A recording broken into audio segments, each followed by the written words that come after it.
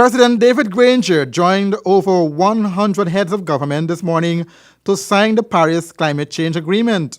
The president feels that Guyana needs to be more prepared for climate change effects that will come upon this country.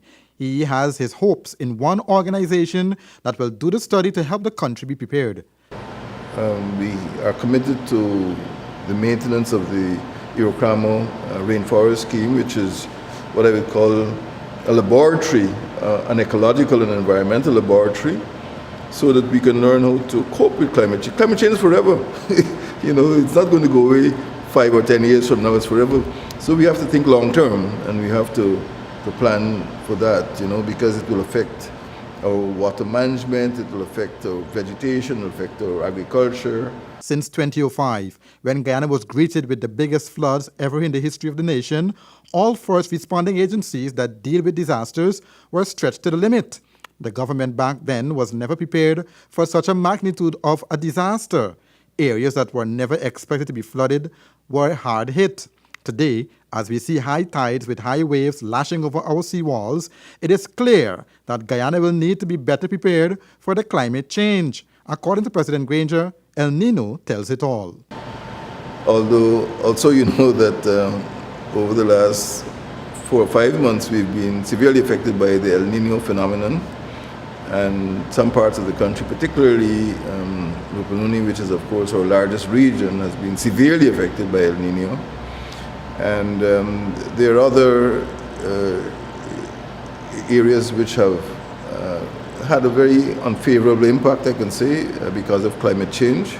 The Paris Climate Change Agreement, where Guyana is concerned, according to President Granger, is very important to this country. The monies received will help the climate change efforts.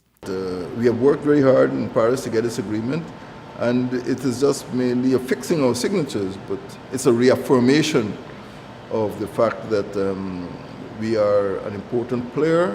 We are part of the Amazonian ecological environment, and we are an important player in the world, not just, you know, for a few people in Guyana, for the world. We are part of what they call the lungs of the world. You know, the Amerindians have a saying that trees hold up the sky. If you cut down the trees, the sky will fall. So in that regard, we're committed. As you know, we have very cordial relations with Norway concerning the agreement, particularly for the reduction of carbon emissions. So it will be along those lines, and Norway has more or less assisted us to overcome some of the worst impacts of climate change by encouraging us to preserve the forest as well. So it's a two-way street, and we want to maintain that relationship with Norway. Guyana is preparing to host a technical team from the Norwegian Agency for Development Cooperation, NORAD, and Norway's International Climate Change Forest Initiative from April 26 to May 4, 2016, to discuss the future of the Guyana-Norway Agreement. It has been the concern of many Guyanese a long time ago that because Georgetown is below sea levels, the capital of the city should be moved to higher ground. Now that climate change is taking its toll here, will the David Granger administration look into that direction?